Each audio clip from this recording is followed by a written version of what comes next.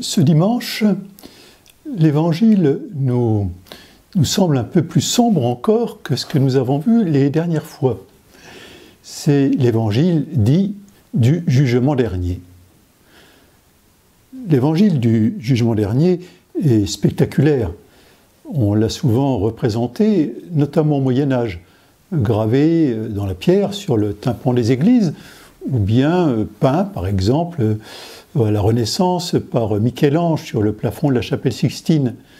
Et j'avoue que les artistes ont été souvent plus attentifs à montrer l'horreur de l'enfer qu'à représenter la splendeur et la beauté du paradis.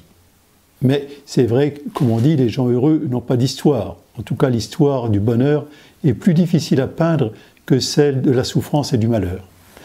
En tout cas, dans cette histoire, Jésus raconte le jugement dernier, c'est-à-dire, enfin, il répond à la question, les disciples qui disent « mais quand est-ce que ça va être la fin du monde, de ce monde, et qu'est-ce qui va se passer ?» Et Jésus leur dit « voilà, eh bien, le retour du Fils de l'homme, c'est une des manières dont on l'appelle, eh bien ça se passera comme ça. Il y aura des gens qui vont être triés. Il y a ceux qui seront d'un côté, puis ceux qui seront de l'autre, à droite et à gauche.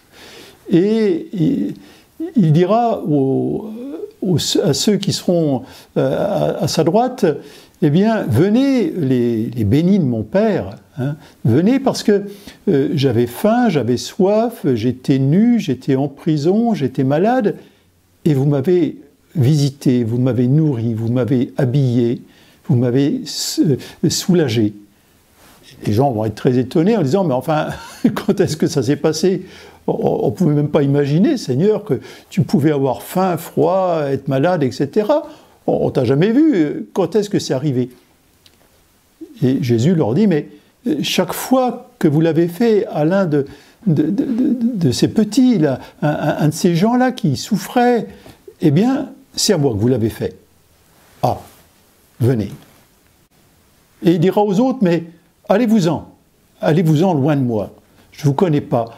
Parce que, eh bien, justement, j'avais faim, froid, j'étais malade, j'étais en prison, et jamais vous n'avez fait un geste vers moi.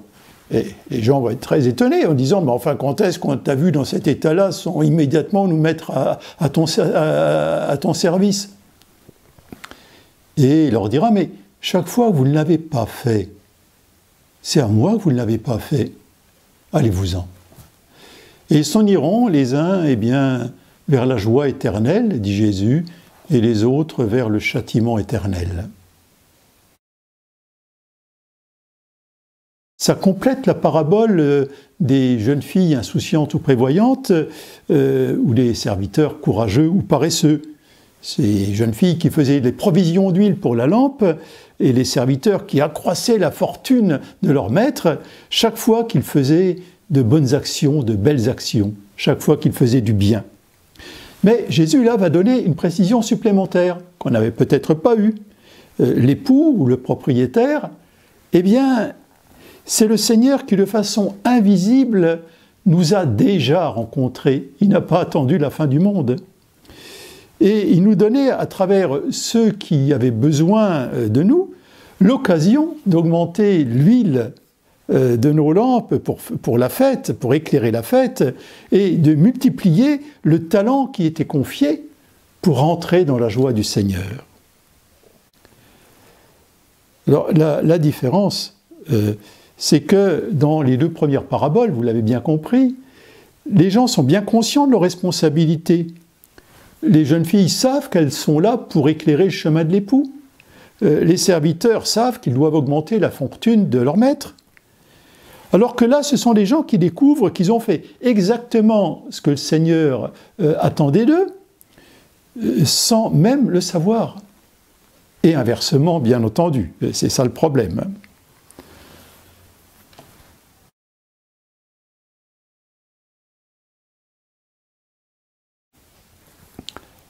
Alors, l'Évangile peut nous sembler très dur. C'est vrai qu'on a souvent reproché à l'Église de faire peur aux gens avec ces histoires d'enfer. Si Dieu est amour, si Dieu est miséricorde, est-ce qu'on peut vraiment imaginer qu'il prend plaisir à faire souffrir même le pire des hommes? Comment est-ce que c'est possible? Réfléchissons un peu là-dessus.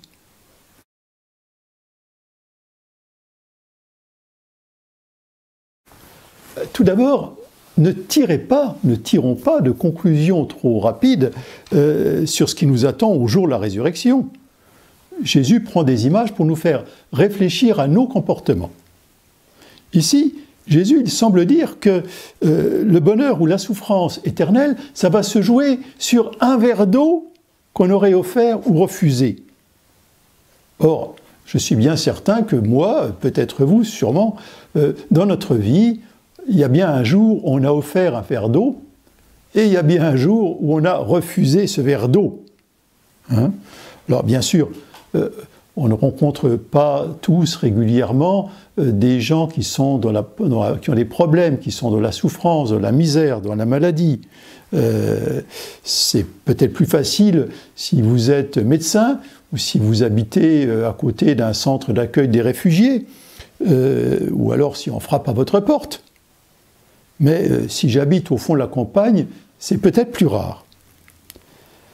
Mais si on y réfléchit, on se dit que le verre d'eau, c'est une image.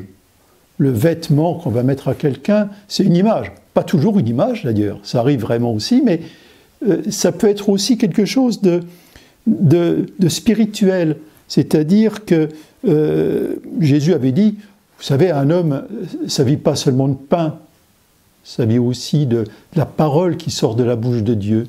Un homme, ça vit aussi d'espérance, ça vit aussi de confiance, ça vit aussi de relations chaleureuses, ça vit d'amitié. On peut très bien être très riche et n'avoir aucun ami. On peut très bien donner l'impression qu'on est quelqu'un qui a réussi sa vie et être en pleine déprime parce qu'on a l'impression que l'essentiel, on l'a raté. On ne sait pas. Hein? En tout cas, il n'y a pas besoin d'être dans des situations exceptionnelles pour rencontrer des gens qui ont besoin d'un verre d'eau. Ou peut-être nous aussi, de temps en temps, d'une certaine manière, on a soif de quelque chose que d'autres pourraient nous donner, s'ils le voulaient bien.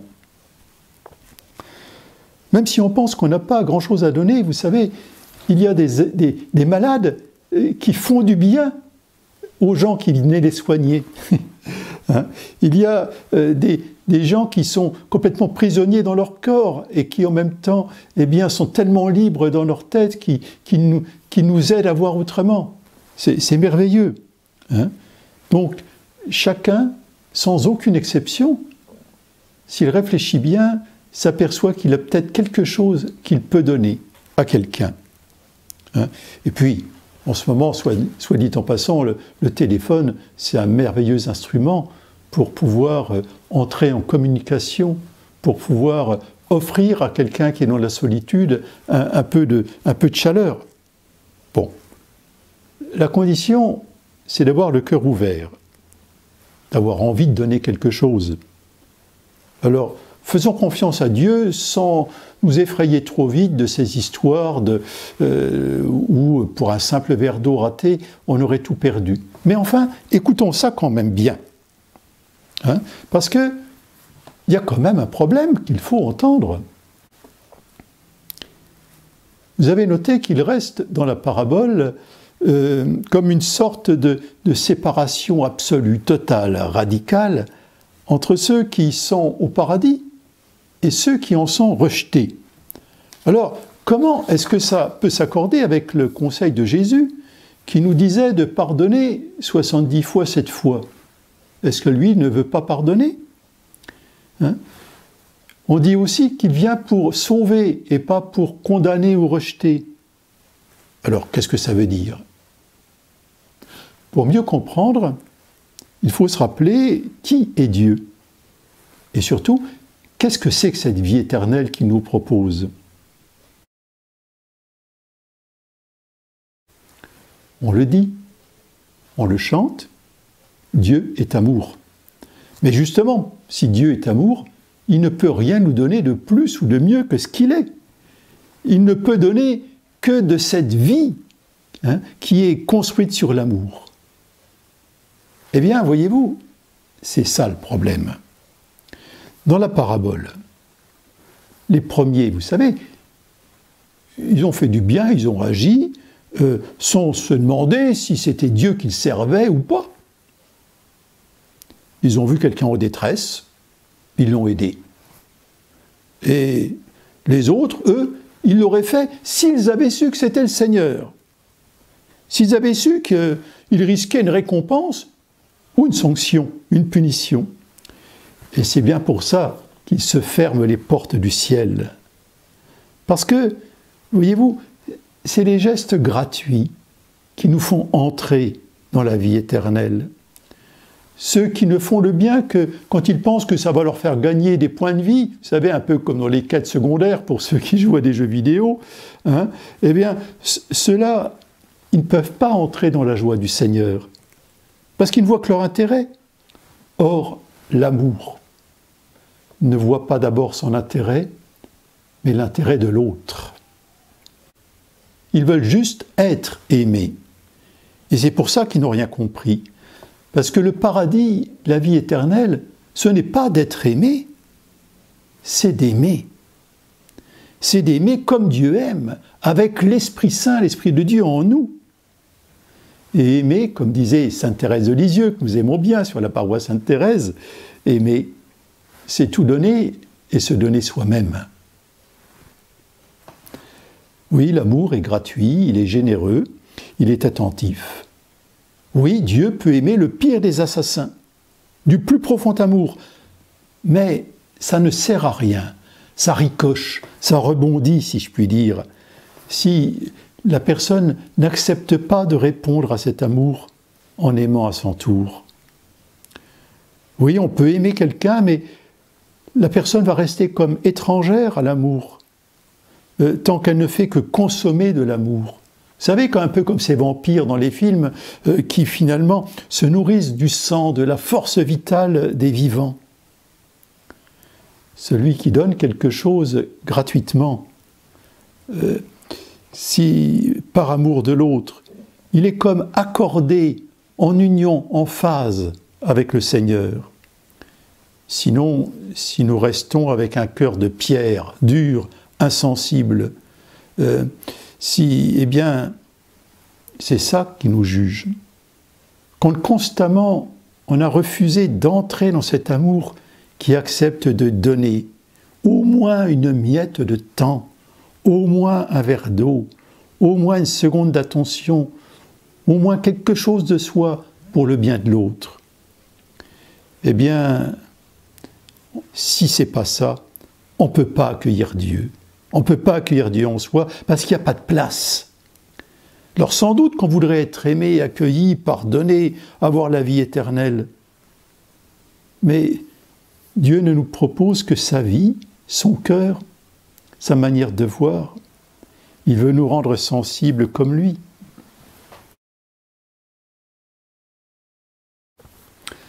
Alors, voyez-vous, il y a une façon dont il ne faut surtout pas comprendre cette parabole. Dire « Ah, si on avait su !» Si j'avais su. Si j'avais su que c'était le Seigneur qui se cachait dans cet homme, cette femme, cet enfant qui est un peu en problème, en détresse, si j'avais su, je l'aurais aidé. Vous savez, comme ces gens qui ne disent pas bonjour, et puis tout à coup, ils découvrent que cette personne toute ordinaire, où ils sont passés devant sans dire bonjour, ah mais c'est quelqu'un d'important, vous savez. Alors tout de suite, on va lui dire bonjour, parce que cette personne, elle pourrait nous servir nos intérêts, ou nous causer des problèmes.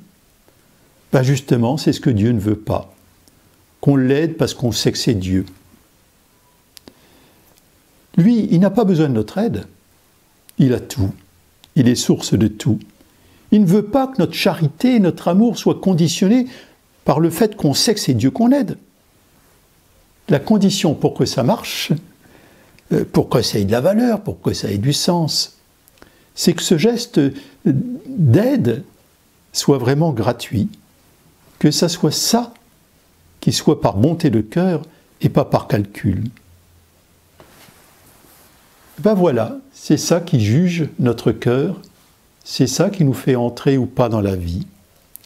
Quand on refuse d'entrer dans l'amour de ceux qui acceptent de donner, au moins une miette de temps, alors on ne peut pas accueillir Dieu puisqu'il n'y a plus de place. On voudrait être accueilli, on voudrait être aimé, mais Dieu nous propose d'aimer.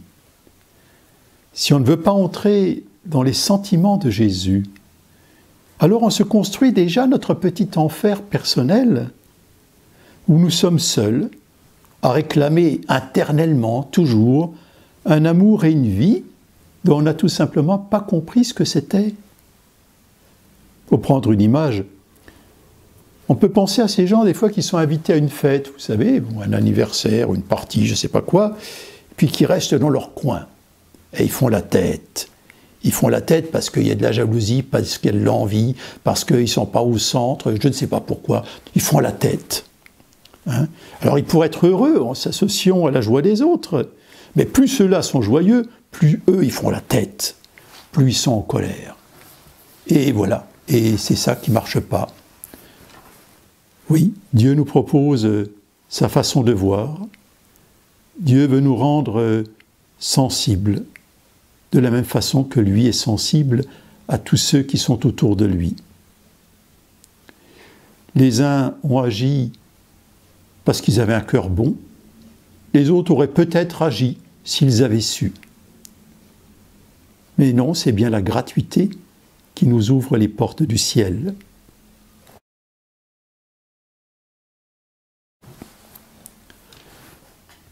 Seigneur Jésus, aide-nous à mieux comprendre comment répondre à la faim, à la soif, aux besoins profonds de ceux que tu mets sur notre route, pour un instant ou pour notre vie. Oui, que nous ayons la joie d'aimer comme toi, toi qui as accepté avec joie de tout donner jusqu'à la dernière goutte de ton sang pour guérir, sauver nos cœurs et nous donner ta vie. Amen.